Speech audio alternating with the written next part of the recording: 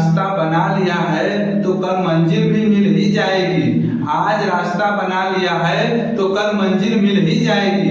हौसलों से भरी ये कोशिश एक दिन जरूर रंग लाएगी। तो जय हिंद मेरे प्यारे दोस्तों, मैं पवन कुमार सिंह आप लोगों का हार्दिक स्वागत करता हूं प्रिपरेशन विद पवन में। तो कैसे हैं आप लोग?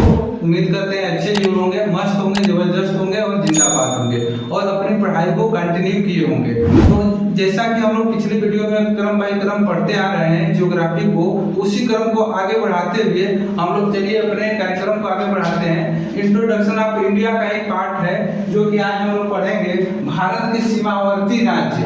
आज हम लोग का जो टॉपिक है भारत के सीमावर्ती राज्य, और इसमें भी हम लोग देखेंगे भारत के जलीय सीमा के बारे में। ठीक है ना दोस्तों, चलिए आगे हम लोग बढ़ते हैं। तो देखिएगा, ध्यान दीजिएगा, भारत के सीमावर्ती राज्य, ठीक है। और भारत की सीमा जो है, दो प्रकार की सीमाएं हैं भारत में। पहला एक स्थलीय सीमा और दूसरा है जलीय सीमा, ठीक है ना।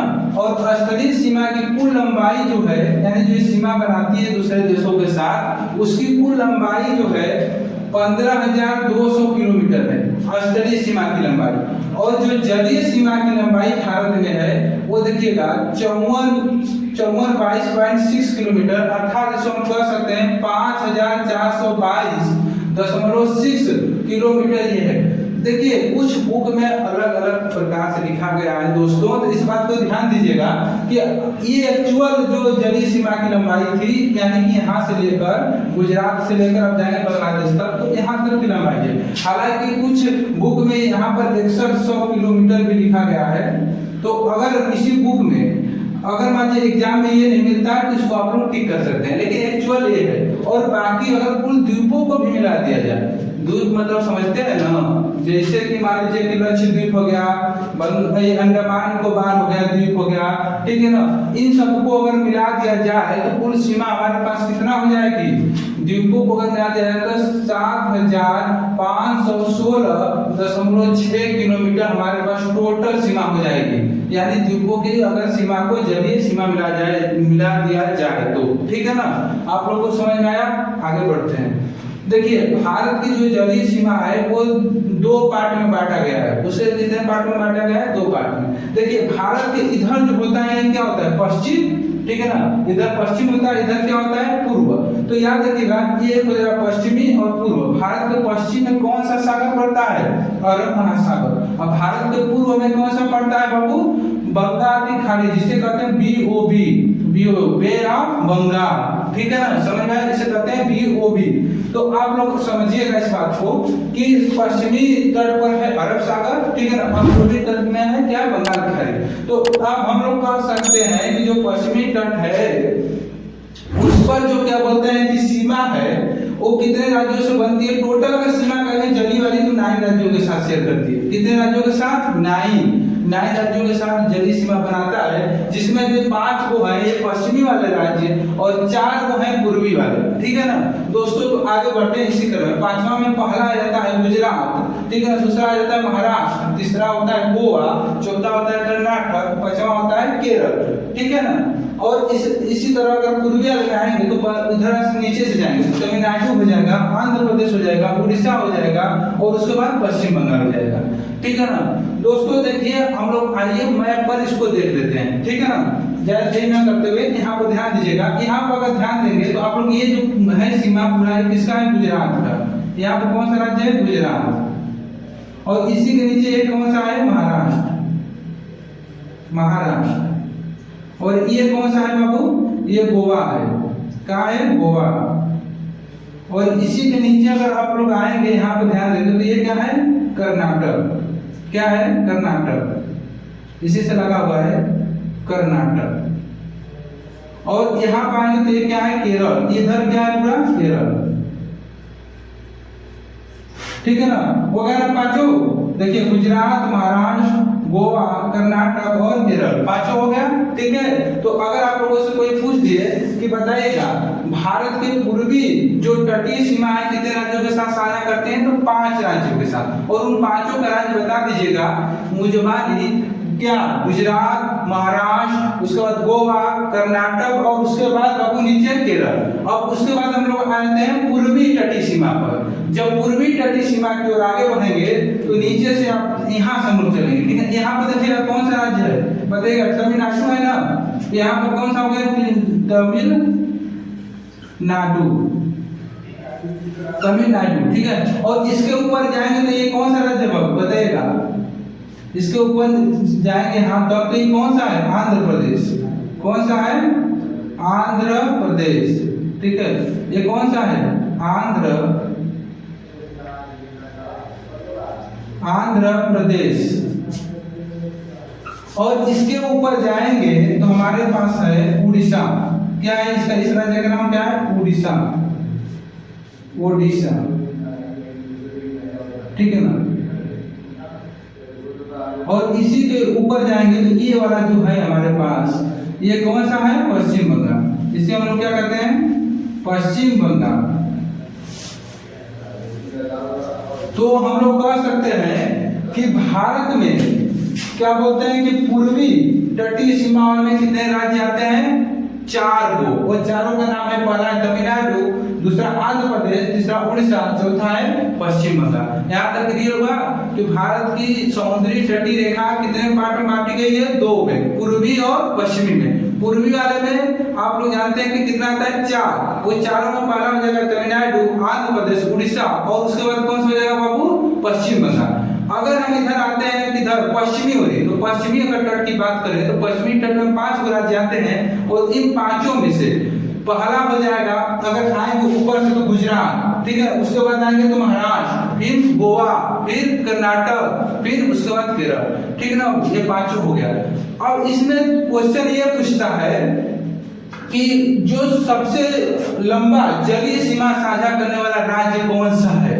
तो बताइए, इसमें सबसे ज्यादा जलीय सीमा साझा करने वाला सबसे लंबा, सबसे बड़ा राज्य जो है वो गुजरात है, ठीक है ना। गुजरात की सीमा समुद्र के साथ सबसे ज्यादा लगती है, ठीक है ना बाबू। और उसके बाद अगर पूछेगा कि दूसरे नंबर पर बताइएगा कौन सा है, तो कौन सा हो जाएगा, आंध्र प्रदेश, ठीक है ना। कौन सा हो जाएगा बाबू, आंध्र प्रदेश। ये आंध्र प्रदेश का दूसरा सबसे ज्यादा होता है। अगर तीसरा पूछ दे कि तीसरा बताइएगा सबसे ज्यादा कौन सा हो जाएगा, तो तमिलनाडु, ठीक है ना। तीसरा कौन सा हो जाएगा, तमिलनाडु। और उसके बाद अगर यही हम पूछे आप लोगों से कि बताइए सबसे लंबी तटीय सीमा साझा करने वाला कौन सा राज्य या केंद्र शासित प्रदेश है, तो आप लोग क्या हो जाएगा, अंडमान निकोबार। कौन सा हो जाएगा, अंडमान निकोबार। सबसे ज्यादा सीमा लंबी तटीय लंबी सीमा साझा करने वाला राज्य कौन सा हो जाएगा, अंडमान निकोबार, ठीक है। और उसके बाद राज्य की बात करेंगे तो गुजरात बता ही दिए, ठीक है। और उसके आगे अगर आगे बढ़े तो सबसे छोटी तट रेखा वाला राज्य जो हो जाएगा वो हो जाएगा गोवा। सबसे कम जिसकी सीमा रखती है गोवा। और उसके बाद अगर हम बात करें कि केंद्र शासित प्रदेश यानी यूनियन टेरिटरी के बारे में बात करें तो कौन सा हो जाएगा, पुदुचेरी, ठीक है ना, जो कि पुदुचेरी यहाँ पर है।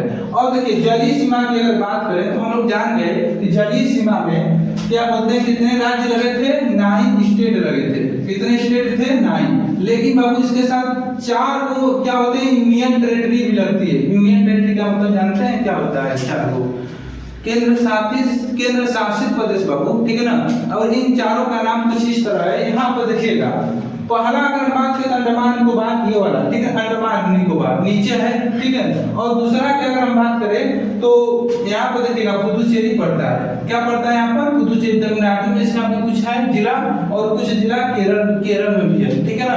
याद रखिएगा। तो इसको हम आगे जब पढ़ाएंगे तो उसमें पूरा विस्तार से बताएंगे पुदुचेरी के बारे में, ठीक है ना दोस्तों, घबराइएगा मत। अब उसके बाद यहाँ पर आएंगे लक्षद्वीप।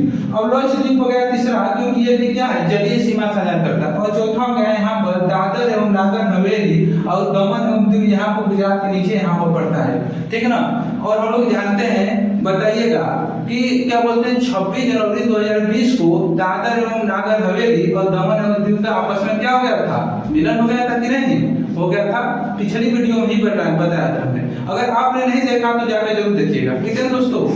और उसके बाद आगे बढ़ते हैं। तो इसी तरह से अगर हम आगे बढ़े तो अब बात कर लेते हैं हम लोग चैनल के बारे में, ठीक है ना। चैनल जानते हैं क्या होता है, कह सकते हैं चैनल क्या होता है, दो मतलब कि द्वीपों के बीच का जो पतला सकरा रास्ता होता है उसे हम चैनल कहते हैं, ठीक है ना दोस्तों। तो अगर चैनल की बात करें तो पूछेगा कि बताइएगा कि 10 डिग्री चैनल कहाँ पर स्थित है। तो 10 डिग्री चैनल कहाँ पर स्थित है, अंडमान एंड निकोबार में। और अंडमान एंड निकोबार में भी कहाँ पर है, छोटा अंडमान और कार निकोबार के बीच में है। इसके बीच में छोटा अंडमान और कार निकोबार के बीच में 10 डिग्री चैनल है। और दूसरा अगर पूछे कि बताइए कोको जलसंधि कहाँ है, कोको जलसंधि, तो ये देखिए म्यांमार है। तो कोको जलसंधि हमारा जो है म्यांमार और कोको द्वीप, वो म्यांमार के नीचे है कोको द्वीप, ठीक है ना। तो म्यांमार और कोको द्वीप के बीच में ये क्या है, कोको जलसंधि, ठीक है दोस्तों। अब इधर आ जाते हैं। तो अगर पूछे कि बताइएगा कि 8 डिग्री चैनल कहाँ पर स्थित है, 8 डिग्री चैनल, तो देखिए मिनिकॉय और मालदीव के बीच में क्या स्थित है, 8 डिग्री चैनल। और आप लोग जानते हैं कि ये जो मिनिकॉय है, नहीं जानते तो जान लीजिएगा कि मिनिकॉय जो है किसका, इंडिया का पार्ट है। इंडिया का क्या है बाबू, मिनिकॉय पार्ट है। और इंडिया में किसका, लक्षद्वीप का भाग है मिनिकॉय, ठीक है ना।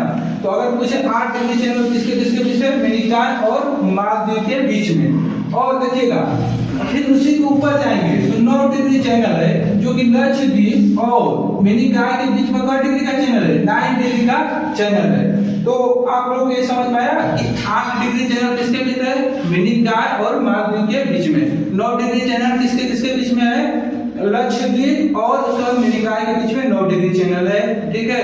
अगर हमें ये कहें कि 10 डिग्री चैनल किसके किसके बीच में है, तो अंडमान निकोबार में। और अंडमान निकोबार में भी कहां पर है, देखिएगा छोटा अंडमान और निकोबार के बीच में ही क्या है, 10 डिग्री चैनल। अगर हम पूछे कोको द्वीप, कोको द्वीप यानी कोको कह सकते हैं जलसंधि, ठीक है ना, कहाँ है कोको द्वीप। अगर पूछेंगे तो बता दीजिएगा म्यांमार के नीचे है कोको द्वीप। और इसके बाद पूछेंगे कोको जलसंधि किसके किसके बीच में, तो म्यांमार और कोको द्वीप के बीच में है क्या, कोको जलसंधि, ठीक है दोस्तों। उम्मीद करते हैं कि आप लोगों को ये जो जलीय सीमा वाला तटवर्ती वाला राज्य है इन सब के बारे में जानकारी हो गई होगी, ठीक है ना। और आज के लिए इतना ही, ठीक है ना। मिलेंगे नेक्स्ट वीडियो में। Thank you so much, love you all. इसी तरह प्यार एवं सपोर्ट बनाए रखिएगा दोस्तों। Thank you so much, love you.